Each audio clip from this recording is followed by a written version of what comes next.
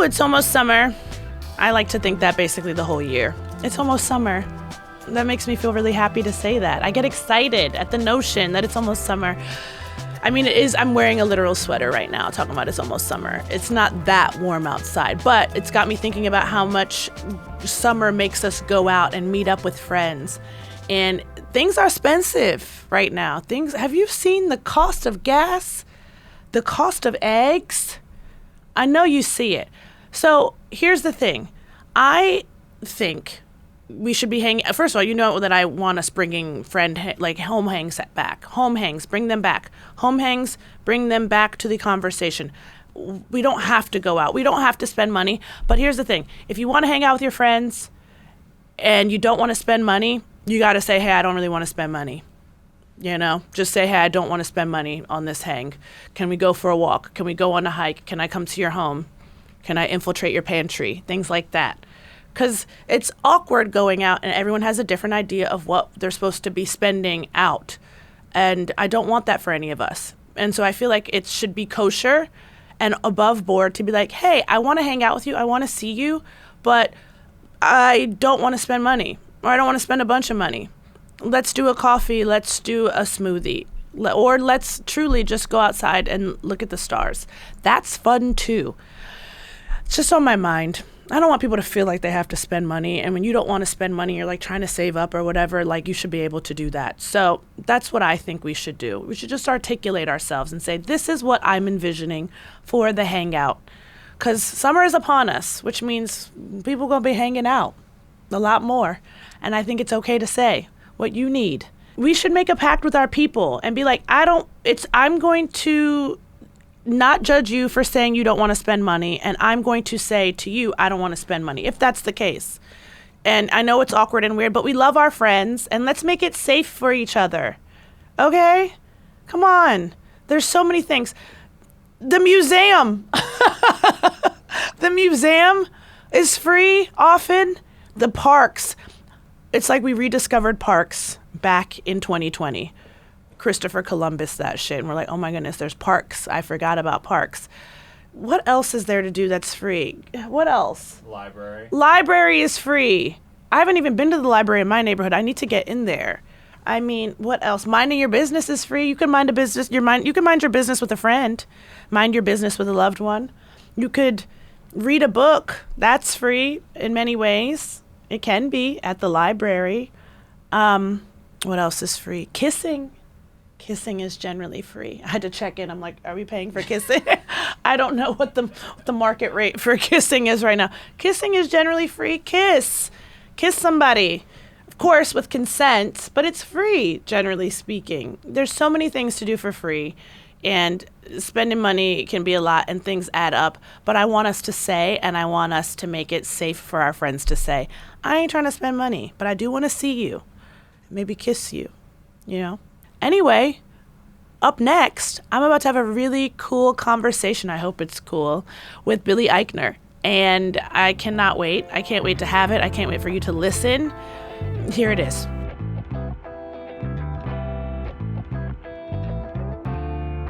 How are you doing? I'm great. How are you? I'm good. Yeah. Do you have a good weekend coming up? I do. I'm throwing out the first pitch at the Mets-Yankees game tonight at Citi Field. This is exciting. It is very exciting, though. I'm a little nervous. I'm sure by the time people see this, it will have happened. So my career might be over. This might be my last interview. But I've been practicing. Okay. And it's a very, very exciting invitation to get. It's huge. Which team invited you? The Mets. The Mets. Because it's at Citi Field. It's at Citi Field. And I grew up in Queens Yeah. when it was called Shea Stadium, Citi Field. And so it's a big deal. You know, my whole book is about growing up in Queens. So it's nice synergy. Yeah, I think so. I think this is, are we doing overhand, underhand? I've been practicing. So yeah, overhand. Okay. I was told to throw it like a slingshot. Like a slingshot. Yeah, except I do that. Okay. I don't know. I was asked to throw out the pitch for the Orioles last year, but right after I dislocated my shoulder. So I was like, I can't really do anything, and I'm right-handed. Yeah. Well, you'll do it. But I'm now trying to steal a lesson from you. Yeah, you hold it like this, a baseball, which I didn't know. Yeah. And then you gotta, you're standing, and then you have to like lean in with your body. Okay. Yeah, and look at the catcher. Look at the catcher. Yeah, Okay. make eye contact. Oh, from a distance. Yeah. It's like a meet cute guy. Yeah, I hope so. Okay. Yes. I feel like it's going to go great for you. Thank you. I just don't want to be horribly embarrassing. People keep telling me, well, you won't be as bad as like 50 Cent when he did it, or Baba Booey from Howard Stern. Like people have really messed it up. Okay. Yeah, I think you're going to be okay. Are you athletic at all? No. This is okay. I was the worst kid on my Little League team. I was in the unique position of always being the tallest kid in my class, but picked last for basketball. Which is so awkward. That is brutal. But by the way, they shouldn't have picked me any sooner than that, because I was terrible. Yeah. But I think this is a nice lesson to show people that you can be the worst at your, on your Little League team and still be asked one day to throw out the first pitch at the Mets Yankees. Okay, you heard it here first. Anything is possible. Exactly. I'm an inspiration, you really, are. ultimately. Look Yes. at that. Okay, I have to do an intro for you so the people Let's know do it. if they don't already know. Okay, yeah, please. My next guest, who I've already been talking to for some time now, is an actor and comedian whose memoir, Billy on Billy, an audio memoir, is out now. It's Billy Eichner. Hi. Hello again. Thank you for having me. I'm so happy you're here. Thank you for Thank you. coming. Who or what do you want to say thanks to? Oh, I want to say thanks to my parents, even though they're dead. Okay. That's okay. We can say thanks to dead people. I'm grateful for some It's dead about time people. we thank dead people in this country. No, I wrote a whole book, Billy on Billy, which is, it started out as the Billy on the Street origin story. And we were trying to answer the question, what kind of child grows up to create a maniacal character like Billy on the Street? And really what it became is a love letter to my parents, and to growing up in New York in the 80s and 90s. But really, they were so unbelievably supportive and encouraging. They always let me be me. When it came to being gay, when it came to having this intense interest in the performing arts and in show business, they just always encouraged me to chase my dream, not knowing what was going to happen. And I always knew they were great, but in sitting down to write this book, and again, my mom died when I was 20. My dad died when I was 32, but a month before Billy on the Street became a TV show. Oh, wow. So they didn't see all the fun stuff happen. They saw like the years of really wanting and trying. Yeah. But they were so encouraging, and I realized when I sat down to write the book, thinking about this, all these stories came to mind from my childhood that I really don't sit around and think about very often. I don't live in the past like that. Yeah. But it gave me a reason to do that, and it just gave me such an appreciation for, this self-respect that they gave me to take my desires seriously as a kid. Yeah, that is incredible. So I want to say thanks to them too. They're great, and I'm so excited for people to be introduced to them. And they were so funny, and both native New Yorkers, a lot of energy. So they were just remarkable, really. That's very special. And I love to hear that they supported your endeavors and your passion for entertainment and for theater. Now, what was your relationship like with each of them? My mom they were very different in terms of how physically affectionate they were, even though they were both very loving. Okay. My dad was much older than my mom, which is an odd thing. So kind of in our heads secretly, we always planned on like, well, what's my mom going to do when my dad dies one day? Yeah. And then my mom dies first. Yeah. Out of nowhere. So that was just very unexpected. But my dad was older than my mom. It was a second marriage for him. My dad was born in 1930. He was in the Korean War. He goes way back. Speaking of throwing out the first pitch, my dad used to tell me he saw Babe Ruth play. Oh, wow. I mean, that's old. Okay, that's if not my dad young. was alive now, he'd be like 95 or something. Okay, yeah. But he's from the Bronx. If you know the Alan Arkin character in Little Miss Sunshine, he was kind of like that. Okay. Kind of very blunt, not very physically demonstrative, kind of old school. He didn't like hug and kiss me a lot, but you can always feel how much he loved me and supported me. He took me to auditions as a kid when I was trying to be a child actor. We read Page Six together. We read all the gossip columns together. He took me to Broadway shows. My parents took me to see Madonna at the Blonde Ambition tour in 1991, where she's like pretending to masturbate on stage, surrounded by gay men in bras. In 1991, they let me do this and did not make me feel at all uncomfortable about it. They loved Madonna, Yeah. right? And so, but my dad was a little more stoic on the outside, but always really defended me and was very excited when I started to do comedy in my 20s. And I'm on stage, I'm being so loud and crazy, and I'm ranting and raving about everything from pop culture to like gay sex, everything. And my dad would come to every show. Wow. And he would walk around the audience. And before the show started, I swear, my mom's not alive at this point. And he's like a guy in his 70s at this point, and he would walk around with my baby picture and go up to strangers in the audience and show them my photo and be like, "See this? That's Billy. I'm the father." Right? And then the show starts, and I am shouting about like getting fucked, basically. And so they're watching you and him being like, and what is Dad's? It was really lovely. So my dad was great. My mom was the opposite in terms of how physically affectionate she was. An incredibly warm, optimistic, sort of typical Jewish mother and how close we were, but more kind of vivacious than that stereotype implies. She kind of had a little bit of a sexiness about her. My parents met at a disco in 1976 called The Jungle on Long Island. They were New Yorkers. They liked to have fun, and they were just fabulous people. Wonderful. And did you have siblings? I have an older half-brother, Okay. Steve Eichner, who I knew as a kid, but he mostly grew up with his mom, and we didn't grow up together in the same apartment. So, he was around, I saw him, he's a photographer. And when I was trying to be a child actor in New York, he took all of my child actor headshots, which I just posted recently. They're very funny and ridiculous. So we're friends, but I was raised mostly as like an only child, really. Sure. And your dad was the common denominator between you and Steven. That's right. And you say he was more stoic than your mother and not as physically affectionate. That's right. Was your dad one to say, "I love you"? No. Okay. He didn't say it out loud. And I remember once my mom got mad at him. Okay. It never bothered me because my dad so clearly loved me, right? It wasn't cold. He just wasn't a big kisser and hugger. By the way, neither was his mother.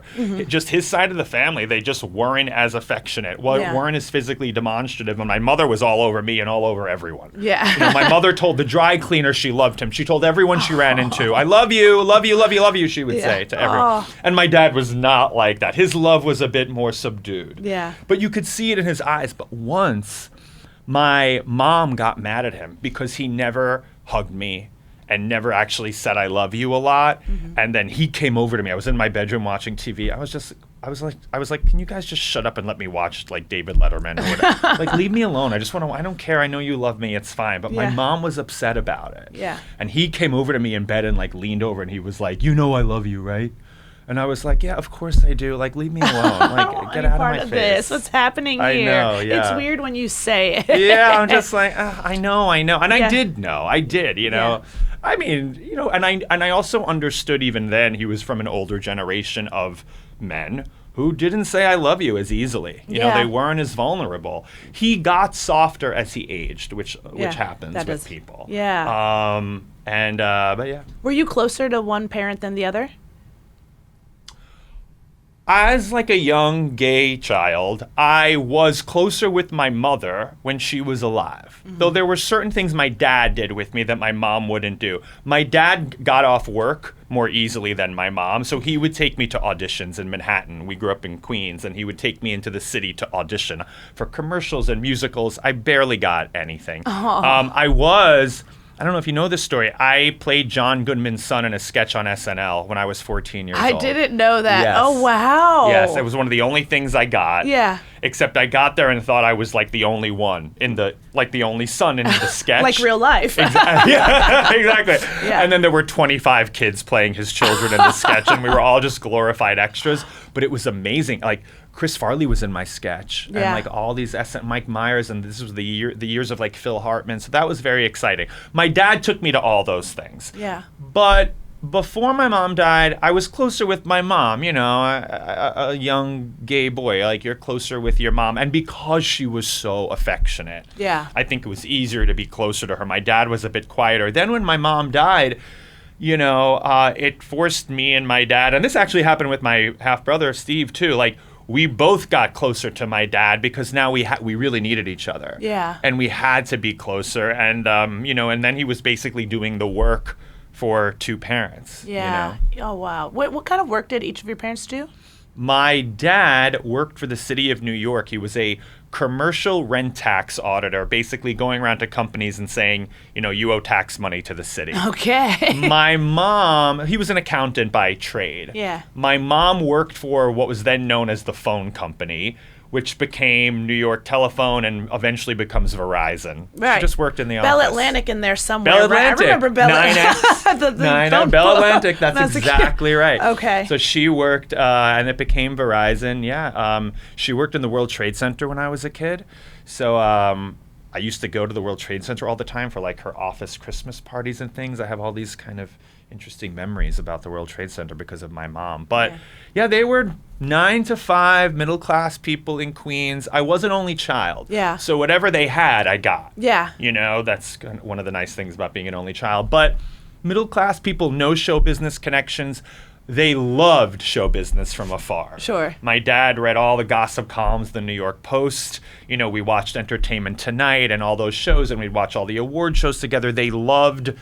It started with me really falling in love with the theater and then kind of dragging them or begging them to take me to Broadway shows. But once we started doing that, they realized how much they loved the theater too. Oh, wow. They loved the theater. And we didn't always sit in good seats, but we would go get discount seats somehow. And I saw a lot of theater growing up, Broadway, off-Broadway. They took me to see plays about like adult gay men that like a 12-year-old normally doesn't see. Yeah. And that all had an amazing impact on me. That's incredible. Really. I mean, they were so ahead of their time. And that's why the book is like a real tribute to them ultimately. Yeah, that's special. That's so special. Thanks. And also the notion of growing up as an only child, that you have this half brother. Mm-hmm. At times, did you ever wish for additional siblings? I tell this story in the book. My mother, maybe when I was 10, I think she started to feel guilty that I didn't have a sibling. And she asked me, I guess before it was too late, she said, do you want a brother or a sister? Do you feel bad you don't have a sibling? And I really acquired my dad's like Bronx, New York inspired bluntness and just practicality. Yeah. And I was like, look, you guys don't have a lot of money. I'm fine on my own. I have a ton of friends.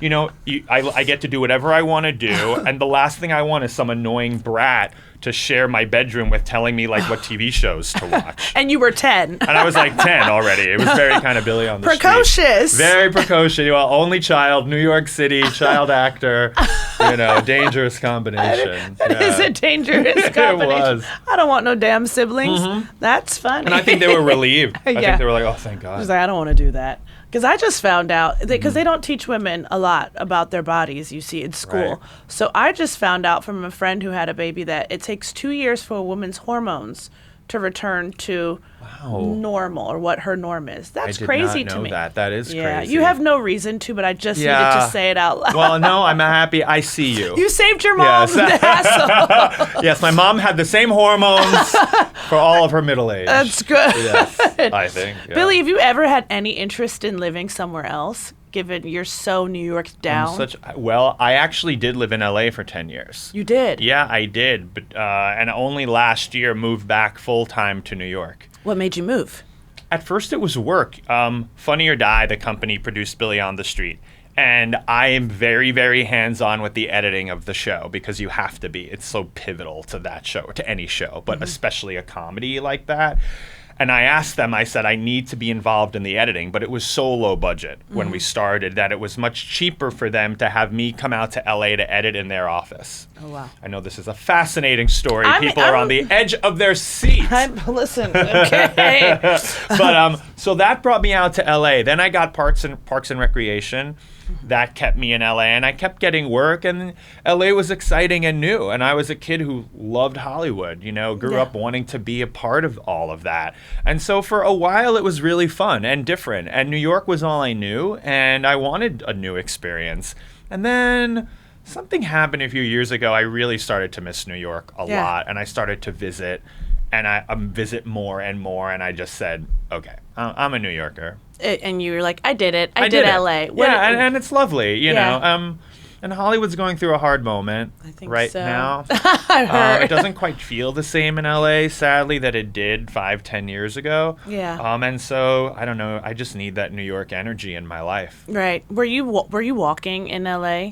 I'm that crazy person that walked everywhere. I don't have a driver's license. I've never driven a car. I'm scared to drive. Oh. I don't go on wheels or blades. I can be in a car, but Okay. I don't like to be behind the wheel. Okay. And I strangely lived in LA for 10 years without a driver's license, but only in the years of Uber and stuff. Okay. Got Yeah. it. Oh my goodness, Billy, that stresses me out so much. I'm not the only one. Okay. I remember early on, maybe she now has a driver's license. Lena Dunham did not drive a car. Okay, In wow. LA. Okay. Nathan Lane does not have a driver's license. Out them. Okay, exactly. Out to them. I'm outing them. Yeah, exactly. Damn. If it's good enough for Nathan Lane, it's good enough for me. Yeah. But yeah, I made it through somehow. Yeah. And then you came home, and you're like, and you don't Now need to I'm go home. back. It No, sounds like. I'll go back to LA once in a while, but New York is the place for me. Yeah. What would you say is your most New York quality? Wow. I think so much of who I am and so much of my work is informed by having grown up here. My most New York quality, I'm pretty fearless.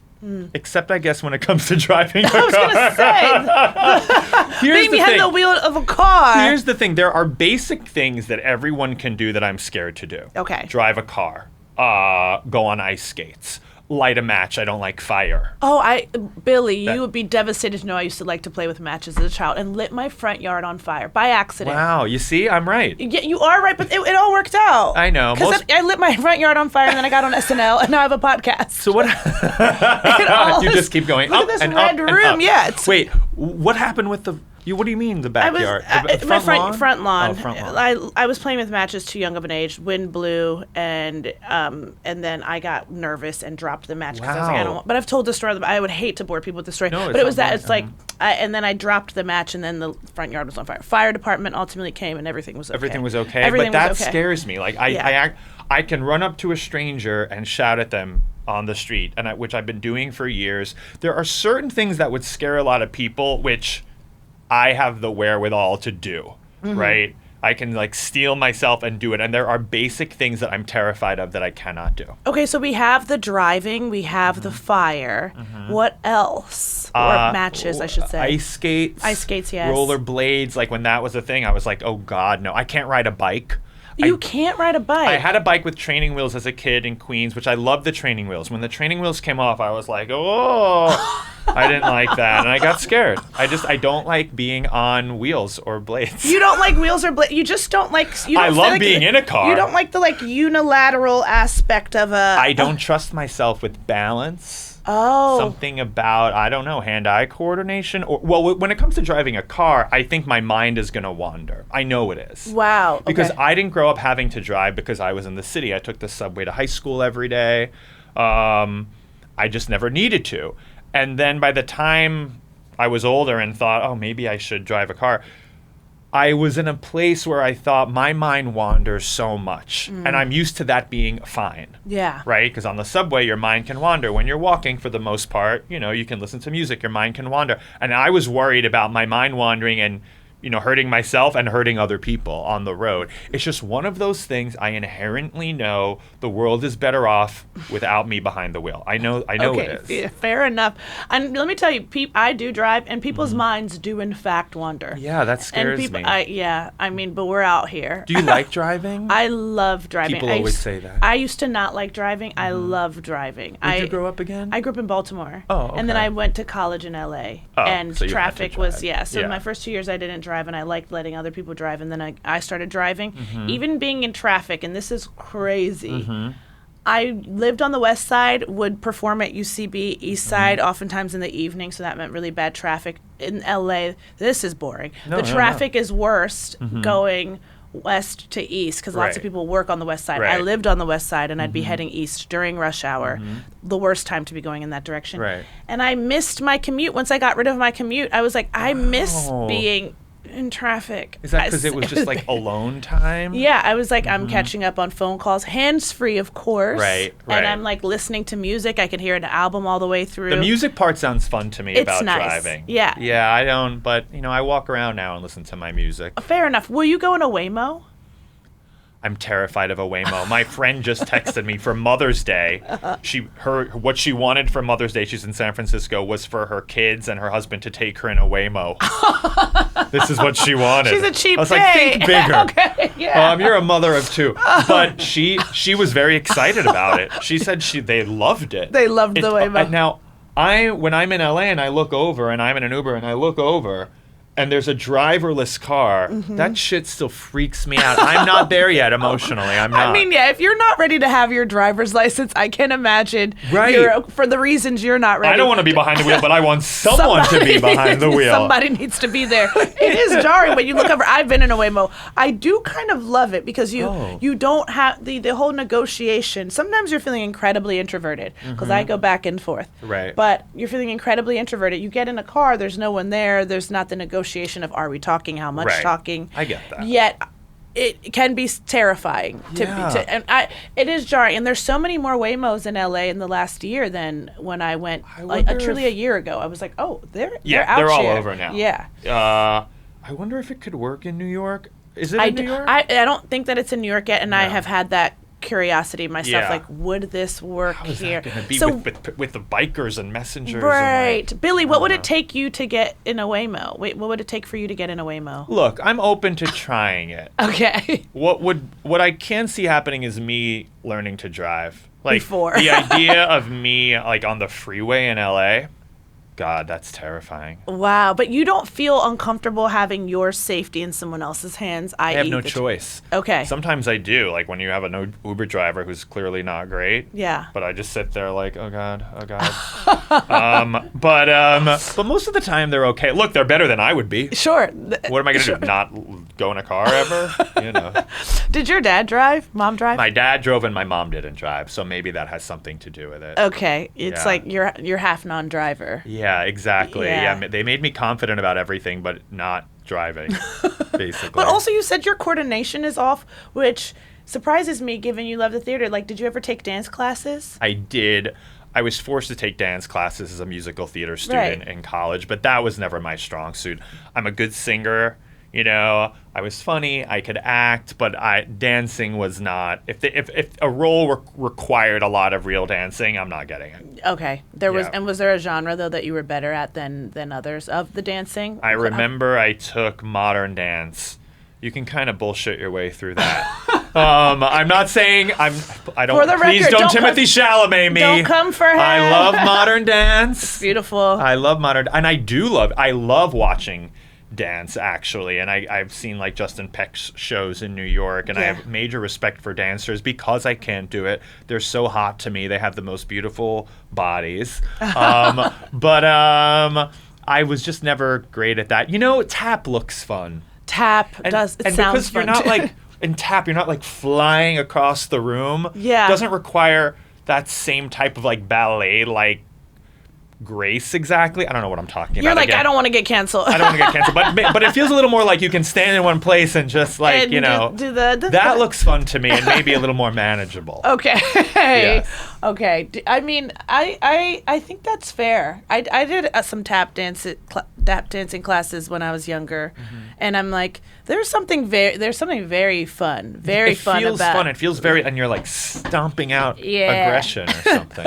Yeah. Do you have any guilty pleasures? You know, I try not to feel guilty about the things that I like to watch. I'm sure I do like certain things that other people would say are guilty pleasures, but I'm like, why should I feel guilty about it? I like that answer. You know what I mean? What are your guilty pleasures? I don't feel guilty about a damn thing. Yeah, Somebody will tell me if nor I should. You. Oftentimes the things, especially culturally, that are guilty pleasures are things that women and gay men like. Oh, yeah. You know? Yeah. It's always, that's a guilty pleasure, you know, and I don't like that. That's fair. Do you watch reality TV? I'm not a big reality TV person. I'm not a person who thinks it ruined the world or anything. It's just not for me. I watched the only Now, what I did like, I don't know, I liked reality competition when that first started, like the early seasons of American Idol and Project Runway. I loved. As a teenager, those early seasons of The Real World on MTV, still the best reality shows. Yeah. I was so obsessed good. with them. Some of the old Real World folks, like we follow each other on Instagram, and I'm so starstruck. Judd and Pam from San Francisco Real World. I mean, I think my gyno was on, well, someone who was my gynecologist was on Real World. Wow, that's exciting. I know. Can you imagine her looking at my vagina? And I'm like, so tell me, what was it like living in the house with 6 other strangers? I love that. Big fan. As an adult, I don't watch a lot of it, except sort of a sad but maybe interesting story. The only full season of Real Housewives I've ever watched, and really some of the only Real Housewives episodes I've ever watched, and I watched the whole season. The first season of Beverly Hills. Okay. Coincided with the 3 months my dad was dying in the hospital. And it was all that I could wrap my head around was the Real Housewives. I couldn't handle anything else because life was like so stressful and scary and sad. And I watched that whole season. Like the new episodes would come on Wednesday nights and I would really look, all day I'd be like, I just cannot wait for the Real Housewives of Beverly Hills because I was going to the hospital every day and, taking care of my dad. And then, strangely, sadly, my dad died like right as they aired the season finale. I watched it. 6 months later, or whenever it was, like a year later, the new season comes out and I didn't need it anymore. And I thought, nope, I'm not. I needed it during that very difficult time, and now I don't have any reason to watch it. Yeah, I'm done with it. It served its purpose. It served its purpose. But I was grateful for it in the moment. Sure. And it also made me see maybe why people watch those shows. I don't know. People have a lot of anxiety, and they need an escape, something that doesn't feel too heavy. What do you watch that makes you not, now that you've left the Real Housewives of Beverly Hills, behind it, season 1, Season OG. 1, a long time ago. Yeah, OG. 2011. Yeah. What do you watch now when you're like, I want to escape? I watch a lot of things. I've been watching The Comeback, the last season of The Lisa Comeback, Kudrow, which is genius. Yeah. My favorite show of all time. I don't know if that's an escape. Yeah. It's very Hollywood real and very Hollywood Yeah. centric. This season especially, I thought, really caught kind of this strange, somewhat bleak time in Hollywood. I thought it really captured that mood. Yeah. I don't know if that's what they were going for, but it kind of, with the AI of it all, like that felt like really could feel that. Yeah. What do I watch as an escape? I love a music documentary because I'm not in music, so it allows me to like watch a story about entertainment, but that I don't feel like triggered by. Yeah. I just watch, now, if you want hip and cool, I just watched the Counting Crows documentary. Okay. Do you even know who that band is? I'm too young to yeah, know. No, I have heard. I do know the Counting Crows. Yeah, they were a big band in the 90s when I was in college. I just watched the Counting Crows documentary. I love a music documentary. What else do I watch? All kinds of things. You know what's a comfort watch for me? And I talk about this in my book, Gilmore Girls. Yeah. I remember right. Gilmore. That's right. I didn't watch it the first time around. Okay. I was like in my early 20s. I was going out all the time. I didn't need Gilmore Girls. Now, as a 47-year-old man, I'm a Gilmore middle-aged man, is what I am. Once in a while, like, I'll get under the covers and watch the Gilmore Girls, and I'm not going to feel ashamed about that. Wait, how many seasons deep are you? They have so many seasons. That's what I understood. Gilmore Girls, that's like old school TV where they made like 26 episodes, hour-long episodes. Yeah. And it's like 8, 10, 12 seasons, and they brought it back. I'm not done. Yeah. I'm nowhere near done. Oh, like it'll the carry girl's you. only going to Yale or wherever she's going. Rory Gilmore. Anyway, but I love it. It's a comfort watch. Oh, that's good to know. I might have to pick it up. It's time for you to discover Gilmore Girls. I'm going to discover Gilmore Girls because I should. remember it being on TV when I was like in elementary or middle school or something. Yeah. But I think I was watching Seventh Heaven. Oh, I was kind of in the same It was in the same vibe. It was Dawson's Creek around the same time as well. Yes, I think so. Gilmore Girls is like 2000 it debuts or something like that. Okay, good to know. I'm going to get into Lauren it. Graham, I really enjoy her. I do too. Did you watch her in Parenthood? I loved that show. Me too. That is such an underrated show. I loved And I've told Parenthood. Lauren Graham as much. Yeah. I'll have you know. Parenthood, if you haven't seen that'd be a good rewatch. Yeah. I love that show. It's a beautiful time. show. I've time. Do you do the Parenthood. movies a lot as well? Do you go to Yes. Okay. Movies were a huge part of my childhood. I would go to the movies with my parents every Saturday night, literally religiously. It's like what bonded us as a family. Even if there was nothing we wanted to see, we would just pick something and go. Yeah. I don't go to the movies as much anymore. I don't think anyone does. Yeah, it's not the same. But I still love the movies. But I find myself watching random movies. Like I'll watch something will pop in my head and I'll say, oh, I want to watch that. And it's nothing anyone else is watching currently. Yeah. But you can watch any movie at any time. So That's I just a thing. watch random things. Yeah, that is a thing. Do you have a bunch of the streaming subscriptions, or are you like I have loyal to- everything. You have everything. I don't Yeah. use everything, Yeah. but I have it. Just Isn't that messed up? Because I also have things where I'm like, oh, I need to get Paramount Plus to watch this show, and then I'll Exactly. discover I already have Paramount Plus. Totally. And I never remember the password if I need it. But I have everything. It's strange. Like things were supposed to be simplified. I don't know. And then somehow got complicated. Yeah. How do you take care of yourself besides like comfort watches Mm-hmm. in this day and age where everything's a little kooky, Yeah. right? How do I take care of myself? I listen to a lot of music. I have music on constantly. Like from the second I get up, going to bed. I really love music. That calms me down.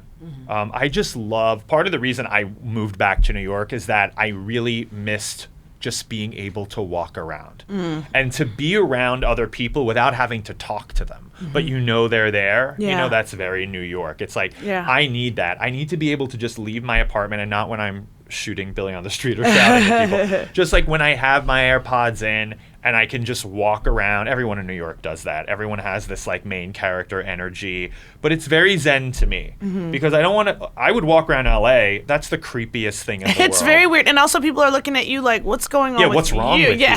you? Yeah. Yeah. And I would try to kind of recreate that New York feeling in LA, but you can't. Yeah. The weather's perfect, but there's literally like no one around. Yeah. And it would creep me out. And I need people. I have that New York thing where like I don't necessarily want to know who my neighbors are, but I want to know they're there. Right. Okay. Yeah. Fair. Are you extroverted or introverted? Would you say? Obviously, we know Billy on the Street exists. In my but- work, I'm very extroverted. Sure. I think I'm just kind of normal. I can be I'm shy. normal. I can be shy. Like Yeah. if I know, if I'm around my friends, I'm not shy. If I'm around new people, it can take me a minute. to warm Yeah, up. yeah. Okay. Have you always been like that?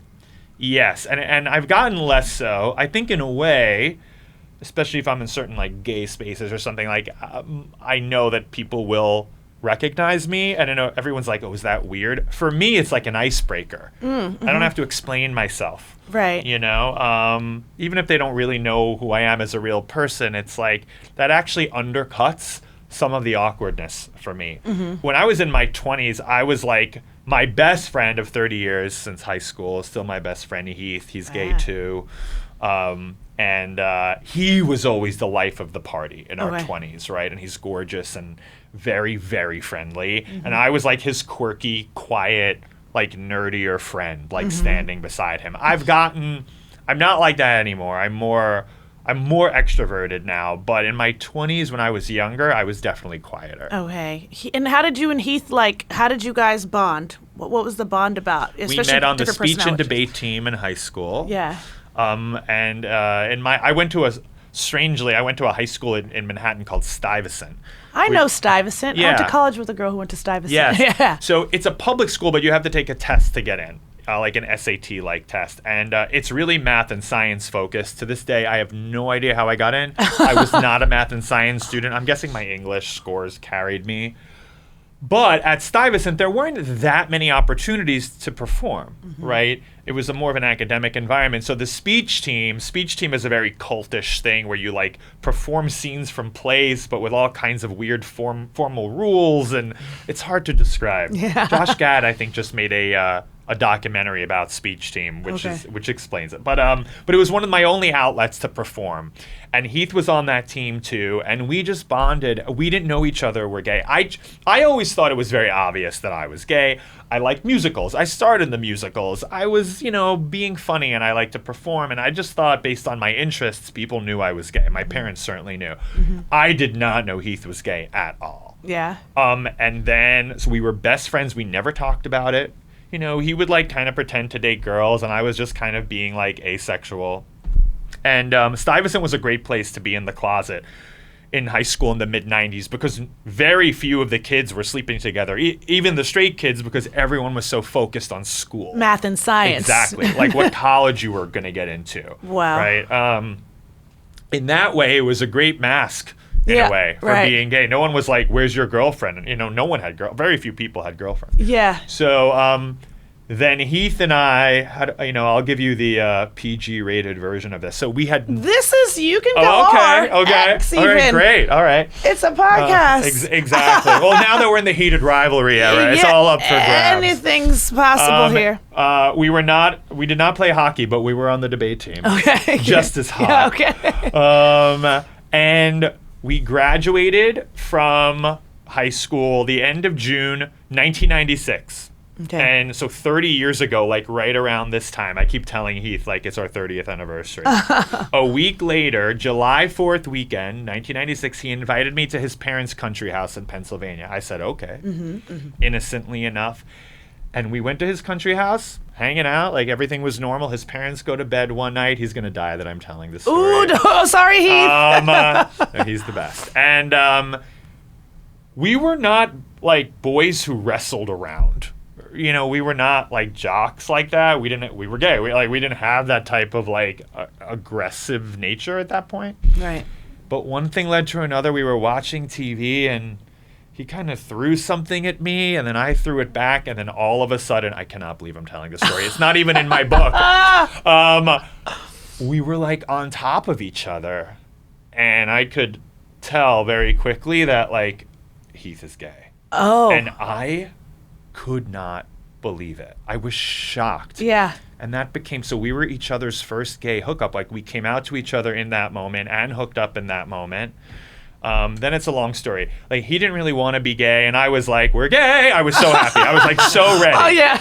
And I was like, I know I had already gotten into college. I knew I was going to Northwestern to study theater, musical theater. In my head, I had the whole plan. I was like, all the guys are going to be gay. I'm going to come out. It's going to be great. Yeah. Heath was not. He was like about to be a frat boy. Yeah. At Cornell, and he didn't want to be gay at that point. So he kind of went back in the closet, and we kind of stopped talking to each other. Mm-hmm. And then he called me senior year when I was in college, and he said, I miss you. I'm starting to come out of the closet, and I want to be friends again. He came out to Chicago to visit me. We went to gay bars, and we've been best friends ever since. Oh my goodness, that's a good story. Yeah, he's the best. He's like my brother. Oh, that's incredible. Brothers who once hooked up. One time. What's hotter than that? That's fine.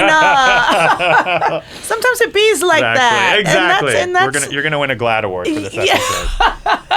Thank you. I've been gunning for one. I'm sure. Our industry's highest honor. Yeah. I love GLAAD. I'm kidding. I have a GLAAD award. I'm very grateful. Billy, you have to cover all your bases Exactly. there. Billy, am I allowed to ask if you're dating?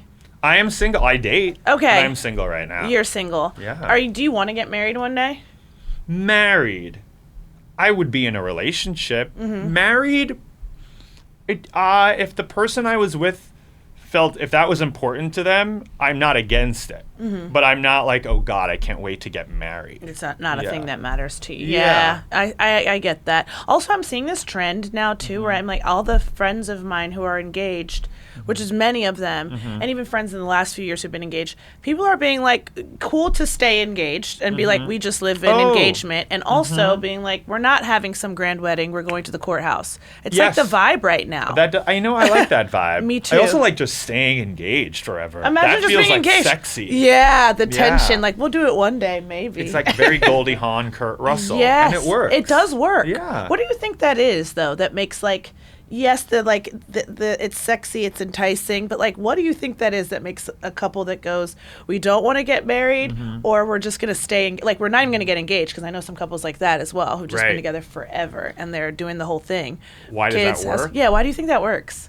I'm like, because it doesn't this. feel like you're locking yourself up. Yeah. You know, it feels more free. It feels more liberated. The pressure isn't there. Yeah. The minute there's pressure there, too much pressure, yeah, it keeps you locked in on the one hand, but also I think it starts to feel a little less fun. Yeah. Do you feel that way about titles too, by chance? Like being like going, we're official, we're defining the relationship and stuff. Do you feel that way about that in dating? Yeah, I mean, I don't know if I feel strongly about that one way or the other. Like, we're official. I mean, I guess if you're dating, you want to know, like, okay, we're dating. Yeah. Right? Because in the gay world, I mean, even when you're dating, there's, like, always, like, other guys. I mean, you know, the gays, it's like, I can't keep up, you know. So it's nice to have a little stability. Yeah. We just don't need all the old school rules necessarily. Yeah, fair enough. Do you want kids? I do not have a burning desire for children. And I think if you don't have a burning desire, you probably shouldn't have kids. However, let me just put this asterisk on it in case one day this all blows up in my face. It should not. I don't want anything anyone says on here ever blowing up. That's my desire, by the way. I just want to say and rare. that. That's very commendable. I'm not like, I'm like, come, let's have a conversation. I agree with that. Yeah, like, I'm like, whenever guys. celebrities did Billy on the Street, if there was something that just kind of fell out of their mouths, like, and they didn't want it on the air, I'd be like, yeah, we're cutting it. Like, I'm not looking to get you. You came and did my show. What an honor that you're here. But we're in this clickbaity world where people feel like they need it. Your asterisk. But my asterisk on having kids. Again, if I was with someone and we were in love and I felt like we were in it for the long haul and it was very important to them to have a kid, I could have a kid. I am not like dead set against it. And part of me thinks it would be fun. I'm not one of those people who's going to have a child by themselves if I never meet the one. Yeah. That's not happening. Right. Okay. No, fair I'll enough. travel and have a good time. Yeah. Instead. Exactly. Yeah. Where do you normally like to travel to? Are you like a beach person, a city person? Well, I obviously like the beach to be in the near vicinity, but I'm a little too restless and I get a little too hot to sit on the beach all day long. Okay. I like the beach for now. I'm more of a sit in the pool with a drink type of person. Yeah. Where do I like to travel? I'm a little bit under-traveled. Okay. There's a lot of places I haven't been that I want to go. It's a little embarrassing. We didn't travel a lot when I was a kid. My parents didn't have a ton of money, so we spent our money on things in New York that didn't require getting on a plane. And then when I got older and I finally had money, I didn't have time. Yeah. So now I'm trying to make time to. I've never been to Japan. Everyone's like, "Oh my God, Japan is like the greatest. I need to go. I know I need to go to Japan." You say, I know, I heard. I know the Guys, Japanese we are heard. very excited to have me. They're waiting for Billy to get to exactly. Tokyo. Yeah. So I want to go to Japan. I've never been to Berlin. Things that places I should go. Yeah.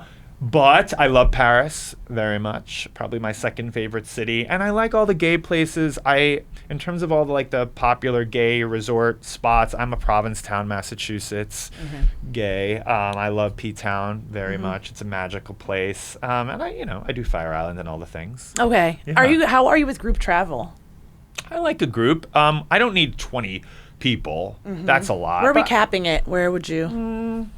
I think 4 to 6 is a good number. Okay. Even 3 can a 3 that you really like. That's good. Yeah. If one person wants to not do something, you still have a person to do something with. Yeah. Okay. I also don't mind traveling alone. Yeah. Not for an extended period of time, but I've gone to London by myself. That's actually kind of fun. I want to try that. I went to Barcelona by myself not too long ago, and I'm like, I also do enjoy a solo travel. It's nice. I'm sleeping when I want to, for how long I want to, eating where I want to. No pressure. Yeah. It is very nice. But I get that you would also appreciate it as an only child, getting to do your thing. Oh, you're right. I'm used to having my space and getting my way. Yeah. What are you in a relationship, an avoidant or an anxiously attached person? Okay, everyone's talking about these terms keep popping up. Or now, maximizer, minimizer. Oh, God. I don't know what these things are.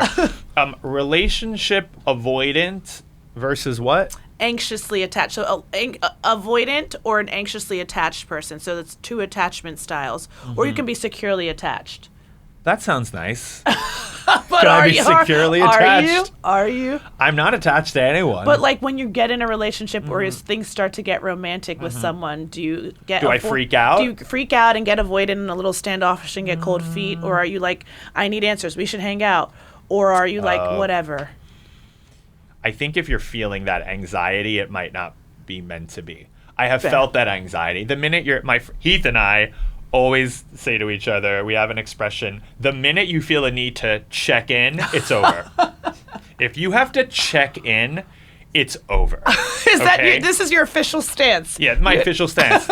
Maybe you check in once, all right, the person's busy if they have a certain kind of thing going on in their lives where they're like really busy or fine at their job or whatever. But if you find yourself needing to check in where you want to write a text that's just like, he's not getting back to me, just checking in, that's over. They are not into you. Okay. Save your time. And it's so hard in the moment because you want to make excuses if you like the person. If you have to check in too much, goodbye. Bye. Okay. Go meet someone that actually wants to text you back. So if you feel the urge to check in, Billy, right? Do you go, fuck it, it's done? If I'm having the urge to check in, I'm not doing it? Or are you going, I will check in this once? What happens? It's usually that. But as I've gotten older, I've tried to limit that. You know, sometimes you got to give the person the benefit of the doubt. They're not always available when you are. But you always, I had this with a guy recently.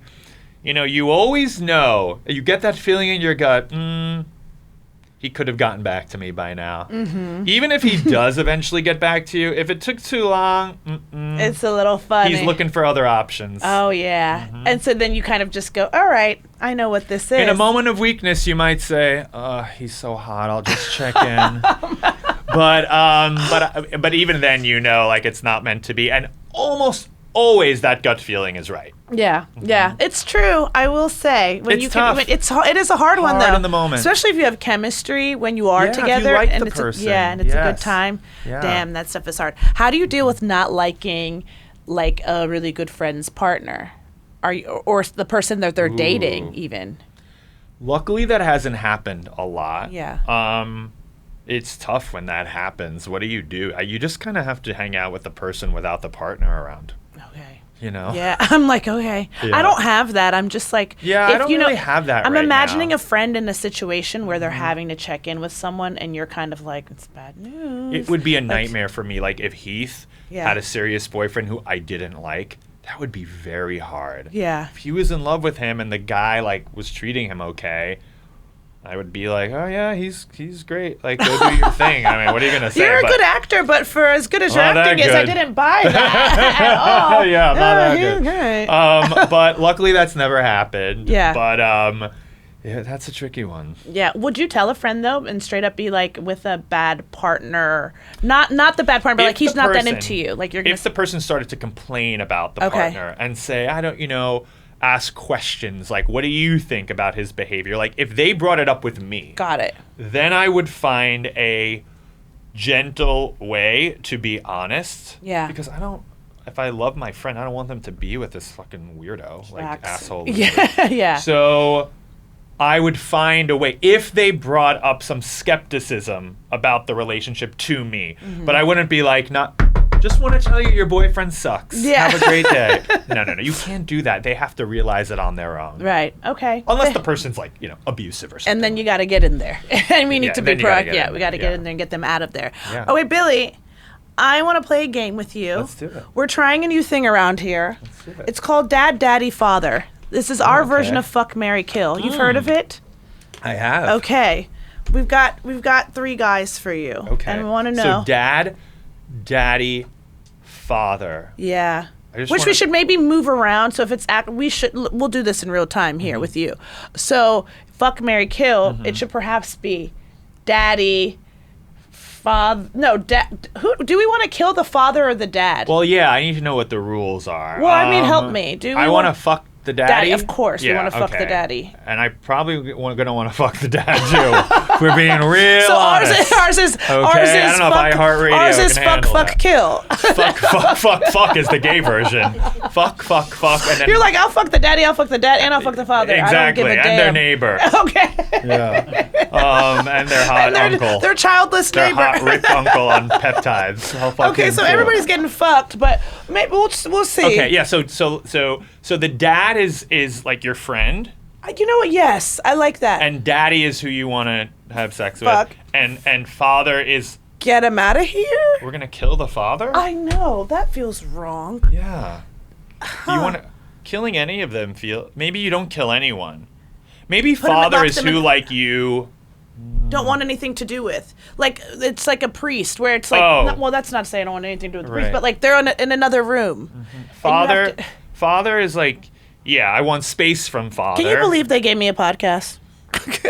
Honestly, think about Well, it. thinking about everyone who has podcasts now, it's not that much of a surprise. I think you're doing great, by the way. Thanks. And I think it's very inclusive to have a game where you literally just fuck everyone.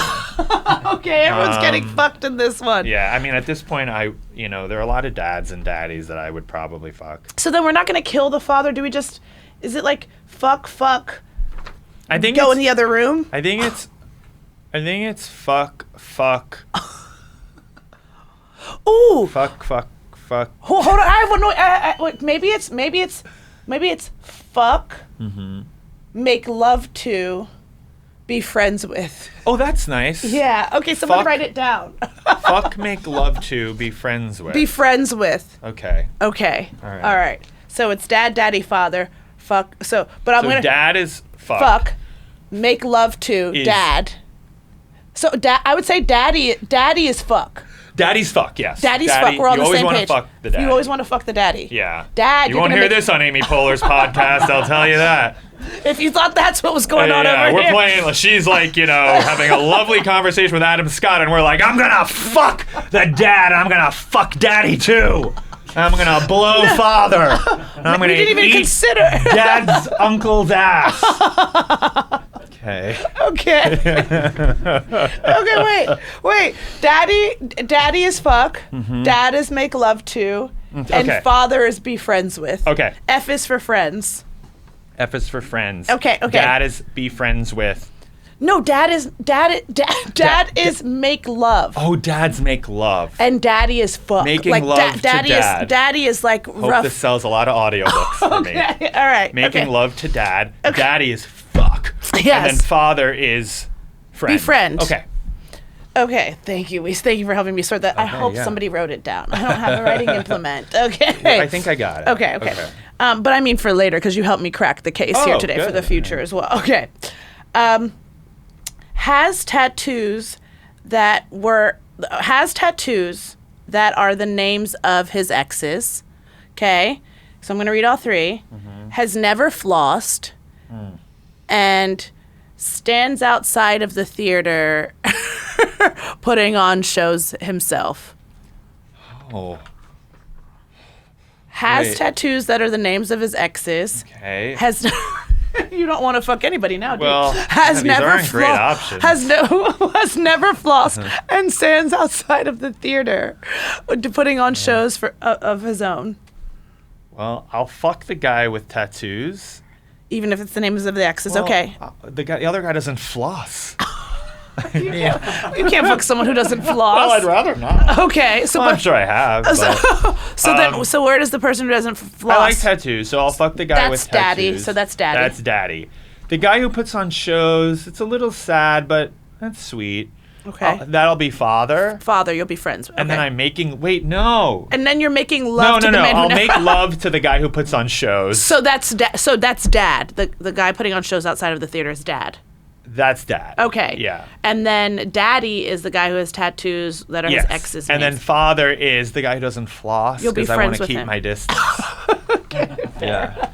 That's fair enough. Yeah, but the guy who puts on shows, what kinds of shows? Like a show could be hot if he's like has like an acoustic guitar and is like singing nice like fun. We rock haven't songs or specified. pop Do you songs. want to amend your answer or do you No.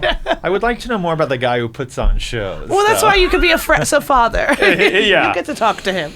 Okay. All right. So, oh no, father is the flossing. Anyway, Yeah. you're good. The guy who puts on shows you're going to make love to. Okay. And you guys, you'll get to know him. I'll get to know him. Because you're making love. Yeah. Okay.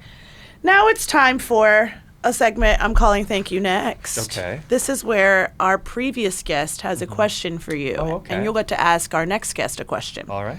So, Frankie Grande, who was our previous guest, asked, what's your favorite Celine Dion song? Oh, I just saw Titanic Okay. with Frankie Grande, and a lot of my friends are in that show. It's really, really funny.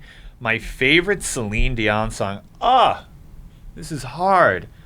I should pick a single. There are deep cuts that I could mention. But I mean, if won't. they're faves, I think you should pop off. Sometimes the deep cuts are nice because they're not as like overplayed. But Sure. let me mention one that people know. I actually really do like Taking Chances, Okay. which they sing in the show.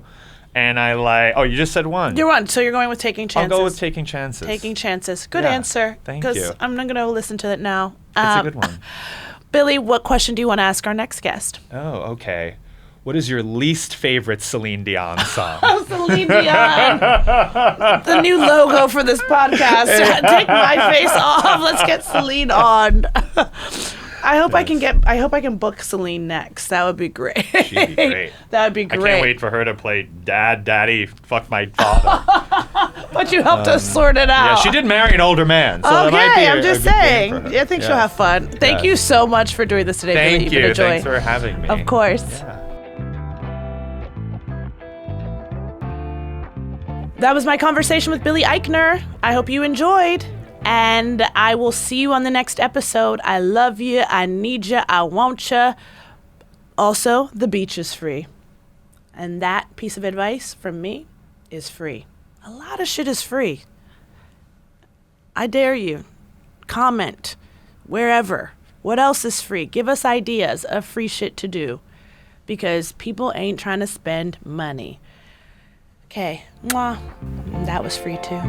Thanks, Dad is a production of Will Ferrell's Big Money Players and iHeart Podcast. I'm your host, Nwodim. Our producer is Kevin Bartelt, and our executive producer is Matt Apodaca.